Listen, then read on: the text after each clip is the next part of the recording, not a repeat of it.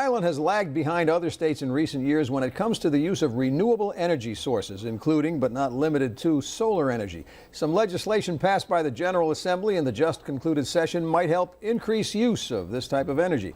Mark Murphy is the editor of the Providence Business News. A story in this week's edition of the newspaper outlines this legislation, which again deals with everything: solar, wind, I suppose thermal, anything.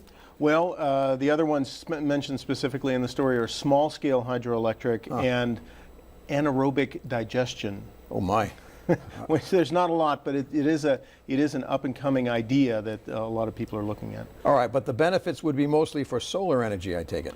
Yeah, the solar energy field right now is the one that's gaining a lot of traction across the country, and that is because the cost of installing solar energy have been coming down dramatically, and it's just easy. You know, it's an easier installation process. All right, so this legislation that was passed by the General Assembly does what exactly? Well, it sets goals for how much energy should come from renewables. It increases the goals. It allows it's called distributed generation, which is the mechanism in which a home or a business that installs renewables can then sell that renewable energy back into the grid. And so they can, in some cases, if you have a large installation, you can actually make some money and cut, not only are you getting your own electricity, but you can make money off the electricity you generate.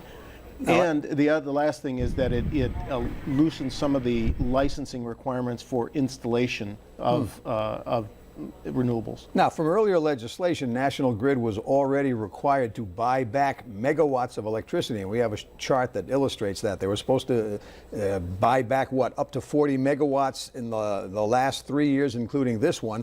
This legislation requires them to buy 160 more in the next 4 years, according to this, as you describe it, distributed generation project. Yeah, and a lot of it comes from the renewable energy goal that Governor Donald Kucheri set in place a number of years ago, that by 2020 we get 16% of our energy from renewable sources. Now that's been downgraded. I think it's about 14.5 at this stage, but still it's a pretty aggressive goal, and this is to move the state in that direction. There's more about how you, the homeowner, or you, the business owner, can take advantage of this, and I suppose also a definition of this anaerobic digestion thing in this week's Providence Business News. And Mark Murphy, thank you for joining us. Thank you, Frank.